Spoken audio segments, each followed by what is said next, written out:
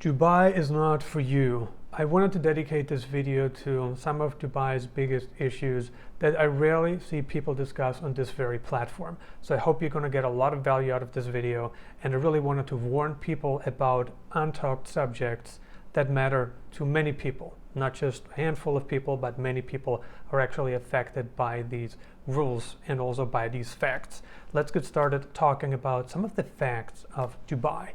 First of all, we got to consider the climate. Dubai is really hot. So you can't really say that, okay, I'm moving to Dubai for the climate. Maybe in the winter time it is pleasant. However, for somebody who wants to live in Dubai for the entire year or for a good chunk of the year, it might not work out. Let's say you are accustomed to the warm and mild Mediterranean climate, or if you come from the United States and you're accustomed to multiple seasons, maybe Dubai is not for you. If we take a look at the traditional day of a Dubai resident, we can determine how this day is actually spent. Very likely, almost with 100% certainty, you leave your air-conditioned apartment to get into the air-conditioned hallway, to take the air-conditioned elevator down to the air-conditioned lobby or an air-conditioned parking lot so that you can jump into an air-conditioned vehicle to drive to the air-conditioned mall, where you again sit inside an air-conditioned area. That's the reality of living in Dubai. There are people that say, I don't want to be inside an air-conditioned room the whole day. And then I typically tell them, well, Dubai is likely not for you. The same also holds true for certain Southeast Asian countries, where you're indoors all the time. The extreme heat and humidity really takes a big toll on your health, your mood, your energy, and so you can't really argue that it isn't that big of a deal. Without a doubt, there is little to no outdoor life in Dubai. It's not a place where you can go biking during day. It's not a place where you can go jogging during day. Not outdoors. It is not an outdoor city. If you want to live in Dubai, get used to spending most of your time, if not all of your time, indoors. It is really, really crazily hot outside during the day. And we're not just talking about May, June, July, August, September, the 5 hottest months in Dubai. We're also talking about October, April. It is really, really hot in Dubai. It is not a pleasant place for outdoor sports lovers. It is not a pleasant place for people who love spending time outside in nature or just outside doing everyday things, right? Just being outdoors. It is for indoor people. It is not for outdoor people. So I wanted to make this clear.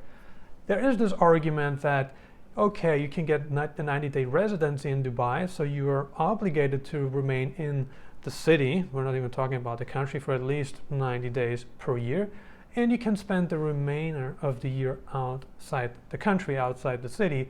That is an argument that we can debate, because first of all, many people have families, they have children, and for them to leave the country for a substantial amount of time every year might not be possible. Let's say their kids are in an international school or even a local school, they may not be able to spend 9 months per year outside the country. So to argue that you can get out of the country very easily is actually a pretty inappropriate statement to make for most people. Most people don't even want that. Most people don't want to fly in and out all the time, to have access to nature, to have access to ski resorts, to have access to culture, to have access to diversity. Most people do not want that. Most people do not want to spend the time, they don't want to spend the money to make that happen. They want to have the everyday things, right? The necessities within reach, within maybe a 30-minute drive, within maybe a 3-hour drive, depending on your tolerance. But most people are unwilling to jump on a long-haul flight to get to other countries where they can actually live the real life.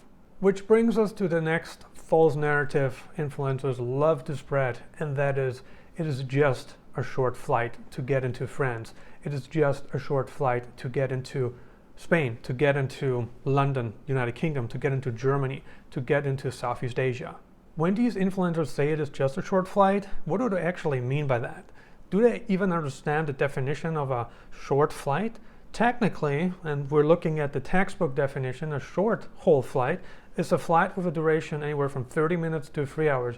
That is the textbook definition of a short haul flight.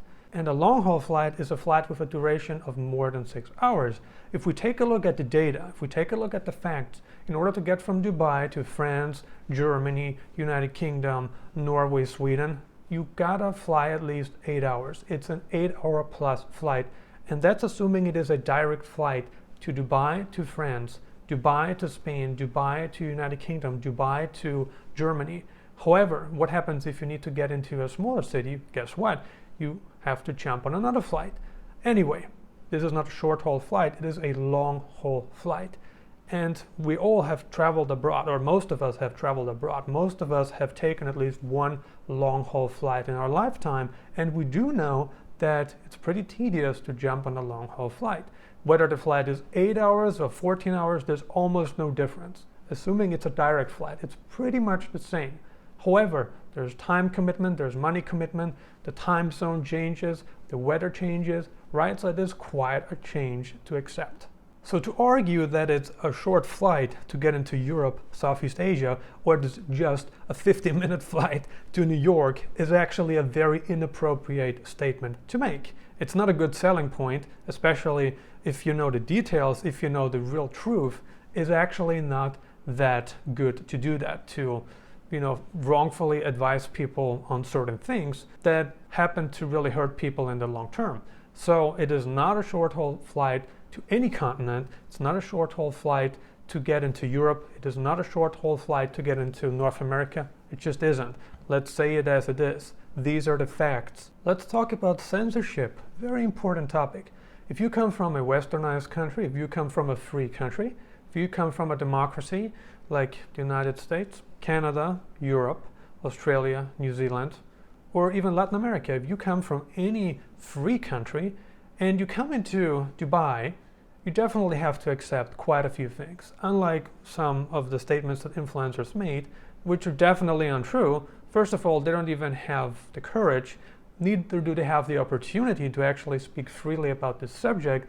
They are residing inside Dubai, which doesn't allow them to speak freely about the country's political system. They are not allowed to do that. However, for me as an outsider, as somebody who does not live inside Dubai, I can tell you how it is. It is a very difficult subject. First of all, there's no freedom of speech in Dubai. And Dubai is an absolute monarchy, an absolute monarchy. It is not a constitutional monarchy like, for instance, Morocco, like the United Kingdom, right? Those two countries are constitutional monarchies where, let's say, the monarch is in charge of certain tasks, certain traditions, if you will, certain roles, but there's also a democratic government. The country is backed by a democratic government. So it's a very different political system than the political system of the United Arab Emirates, which, again, top influencers don't like to talk about. First of all, it affects them. They might end up being detained. They might end up in jail. Like I said, there's no freedom of speech in Dubai. It is an absolute monarchy. And if you search the web, if you just Google certain things like arrested in Dubai, detained in Dubai, you find many, many cases of people that get arrested for the smallest of things that are not even a concern in a Western country. Coming from a Western country, freedom of speech is a big deal. It is a big privilege to have. And to lose it can be pretty dramatic. It can be life-changing and also life-threatening in many cases, as we have seen. It is everything but something positive. It is not something positive at all. And to say that everything gets fixed instantly in Dubai is definitely, again, another false statement, because that is just not the reality. What's even more concerning is, of course, your personal wealth, especially if you decided to invest in one of the unfinished projects of Dubai. What happened to all the people that lost money in one of the unfinished projects of Dubai? What happened to those people? Did they ever get their money back? One of the biggest issues with moving to Dubai is something that is rarely talked about, and it's, of course, your civil rights situation. There's no reciprocity in civil and property rights, meaning if you come from a Western country and you move to Dubai, you're not going to be handed the same civil and property rights that you are used to in the Western Hemisphere. That is just not the case. It does not work like this. And it's a big problem. The question is, do you really want to establish yourself in a country where you have very little protection, where you have very little legal strength? And that is definitely the case in Dubai, as much as it is the case in many Eastern countries where you as a foreigner just don't have the same strength. You don't have the same legal strength as a local person. Now the question is, do you really want to move a lot of money into a country where you have little legal strength? That is the main question you got to answer yourself. You likely won't become a citizen of Dubai. There's no real path to citizenship right now. There is one, but it is extremely complicated. It only applies to a very limited number of people. It doesn't apply to the average person. When countries don't offer you citizenship, you need to ask yourself why that is. And when certain influencers don't talk about certain things, you also have to ask yourself why they don't talk about these things. There must be a reason. Right? They're not going to talk about a subject that does not benefit them. They're not going to talk about a subject that harms them. They don't want that. So my advice to you is always judge people based on what they don't tell you. Do not judge people based on what they tell you. They might only be telling you about the good stuff, but not the bad stuff. Judge people based on what they don't tell you. And most importantly, an ethical and high moral person will tell you about the downsides of something. They will tell you about the positives, they will tell you about the upsides, but they will also tell you about the downsides, especially if a substantial amount of money is at play. I personally know several people that have moved out of Dubai for many of the reasons that we discussed in this video. One of my former schoolmates, she now lives in Dubai, and she only moved to Dubai because she didn't get a job in Germany. So she had to make the move in order to have an income, because the company she was working for, they were laying off workers, and she was offered a job in Dubai, so she had to take it. But we all know how things go. We move because of work, we move because of money, we move because of many different opportunities that may be available in a different country. However, that doesn't mean that the country we have moved to is actually the right country for us. And like I always say, it usually takes a good year to really know our place. And oftentimes it takes 3 to 5 years to know the ins and outs of the specific location where you're currently located. If you really want to move to Dubai, mind the censorship, mind the climate, mind the property scams, mind everything, because you will encounter problems in that specific city. Now it's your turn. Is Dubai for you? Leave a comment below and let us know. Consider subscribing if you haven't already. I'm uploading new videos on digital nomad locations, travel updates, and investment advice several times a week right now. And if you got some more time left, check out these videos. Thank you for watching.